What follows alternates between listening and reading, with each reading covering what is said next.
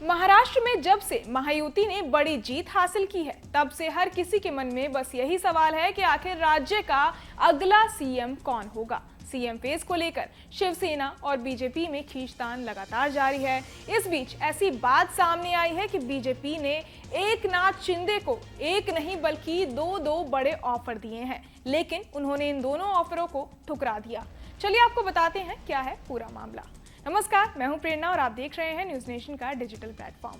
BJP ने कथित तौर पर महाराष्ट्र के कार्यवाहक मुख्यमंत्री एकनाथ शिंदे को या तो केंद्र सरकार में कैबिनेट मंत्री का पद या फिर देवेंद्र फडणवीस के संभावित नेतृत्व में उप मुख्यमंत्री की भूमिका का ऑफर दिया है, लेकिन उच्च पदस्थ सूत्रों ने बताया कि एकनाथ शिंदे ने बीजेपी के इन ऑफरों को ठुकरा दिया है।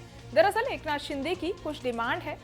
एकनाथ शिंदे ने कथित तौर पर बीजेपी के शीर्ष नेतृत्व से कहा कि अगर उन्हें मुख्यमंत्री नहीं बनाया जाता तो उन्हें महायुति सरकार का संयोजक बनाया जाना चाहिए, क्योंकि चुनाव उनके नेतृत्व में लड़ा गया था। उन्होंने ये भी प्रस्ताव रखा कि उनके बेटे डॉक्टर श्रीकांत शिंदे को फडणवीस सरकार में उप मुख्यमंत्री बनाया जाना चाहिए। बेटे श्रीकांत शिंदे कल्याण से लोकसभा सदस्य हैं। हालांकि बीजेपी की तरफ से अभी तक इस पर कुछ सकारात्मक प्रतिक्रिया नहीं आई है।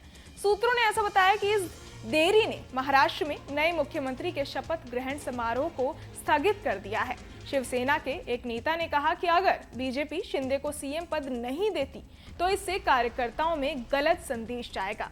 ऐसा लगेगा कि बीजेपी ने राज्य चुनावों में बहुमत हासिल करने के लिए शिंदे का इस्तेमाल किया और फिर उन्हें त्याग दिया। इसके अलावा इससे उद्धव ठाकरे को फिर से गति प्राप्त करने का मौका मिलेगा।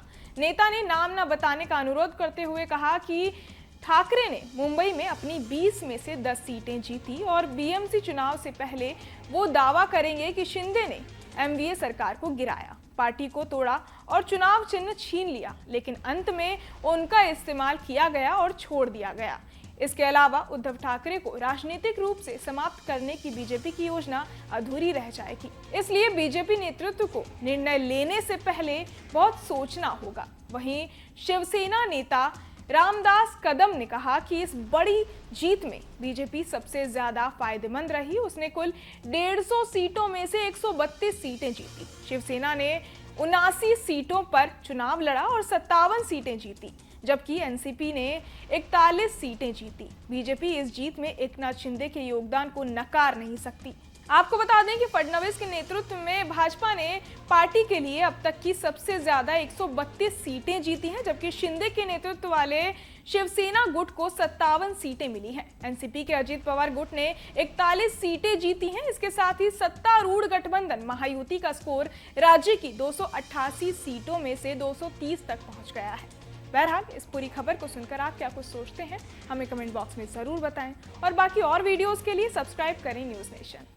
न्यूज नेशन अब व्हाट्सएप पर खबरों की ताजा अपडेट के लिए न्यूज नेशन के इस क्यूआर कोड को स्कैन करें।